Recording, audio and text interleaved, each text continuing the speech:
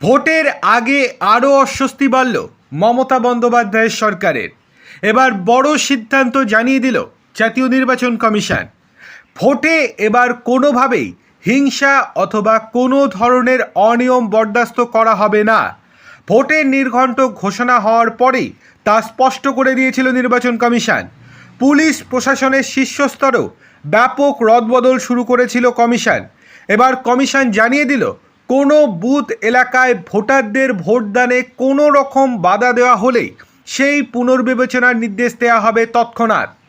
বুথের 100 মিটারের মধ্যে শুধু নয়, সংশ্লিষ্ট বুথ এলাকার মধ্যে কোথাও যদি কোনো ভোটারকে ভোট দিতে আসার পথে আটকানো অথবা ভয় দেখানোর অভিযোগ প্রমাণিত হয়, সেক্ষেত্রে পুনর্নির্বাচনের নির্দেশ দেওয়া হবে, পরিষ্কারভাবে জানিয়ে দিল নির্বাচন কমিশন। কমিশন অবশ্য একই সঙ্গে জানিয়েছে, শুধু অভিযোগ আনলেই হবে না, তার সপক্ষে পর্যাপ্ত প্রমাণ পেলেই কমিশন পুনর্নির্বাচনের আদেশ বা নির্দেশ দেবে।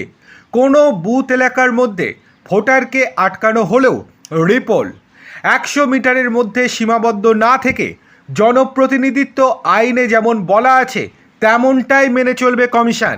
কোনো বুথ এলাকার মধ্যে যে কোনো জায়গায় যদি কোনো ভোটারকে আটকানো হয়, ভোট দিতে বাধা হয় দেওয়া হয় এবং ভয় দেখানো হয়, তাহলে সেই বুথে রিপোল করা হতে পারে বলে হুঁশিয়ারি কমিশনের।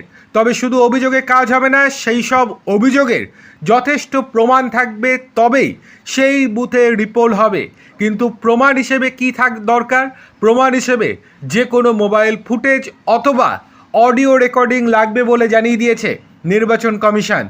প্রচলিত ধারণা ছিল শুধুমাত্র বুথের মধ্যে বা বুথের 100 মিটারের মধ্যে গণ্ডগোল হলে সেই বুথেই রিপোল অথবা পুনর্নির্বাচনের নির্দেশ দেওয়ার সম্ভাবনা থাকে। এবার জনপ্রতিনিধিত্ব আইনে যে সংস্থান রয়েছে, এবার পুনর্নির্বাচনের নির্দেশ দেওয়ার ক্ষেত্রে কমিশন তা মেনে চলবে বলেই কমিশন সূত্রের খবর।